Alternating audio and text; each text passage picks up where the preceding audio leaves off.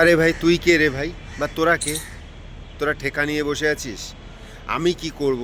ভারতবর্ষ গণতান্ত্রিক দেশ, সেখানে আমি কি করব, আমি কি খাবো, সেটা তোরা বলার কেটা? দেখুন এই মানুষটার অপরাধ কি। সে একটা আরএসএস কর্মী বা বিজেপির কর্মী, তাকে ধরে নিয়ে গিয়ে তৃণমূলের পার্টি অফিসের মধ্যে কিভাবে শাসাচ্ছে দেখুন। তা তোরা যখন ধরে নিয়েছিস, তাকে শাসাচ্ছিস, তা তোরা তার পরিবারের হালটাও ধরিস, বা তোর পরিবারের খাওয়াটাও ধরিস, খাওয়া দাওয়াটাও দিস। কে কি করবে ওরা ঠেকা নিয়ে বসে আছে, বুঝলেন? তো চলুন এই ভিডিওটা দেখুন মানুষটার কিভাবে। আমি জীবনে আর কিছু করবো না। নাকি আরএসএস পার্টি করবো না? জীবনে কোনো পার্টি করবো না। আরএসএস আনবে আরএসএস আরএসএস পার্টি করবো না। বল বল এই ভিডিও কর বল। জীবন আর কোনদিন আরএসএস পার্টি করবি? আমি জীবনে কোনোদিন আরএসএস পার্টি করবো না। আর বিজেপি করবি? না করবো না। বিজেপি পার্টি করবো না। আরএসএস করবি? না করবো না। ভালো কিন্তু গ্রামের মানুষের ক্ষমা চা। এটি আমার বল, গ্রামের মানুষের কাছে ক্ষমা চা। ক্ষমা চাইছি, সবার কাছে ক্ষমা চাইছি।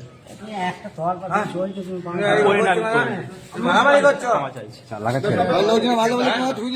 হিন্দি ভোজন আসবে। বললে বলে বল এই আজকের মতো ছেড়ে দিলাম।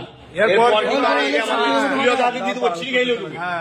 তুলিও দাদি দিয়ে দেবো, ছিঁড়ে গেলো। হাজার হাজার মানুষ তুমি আমাদেরই ছেলে, তুমি এরকম এই মানুষগুলোকে নিয়ে এরকম করবে কেন? হ্যাঁ, এদিকে ছিঁড়ে দেবো, ছিঁড়ে গেলো।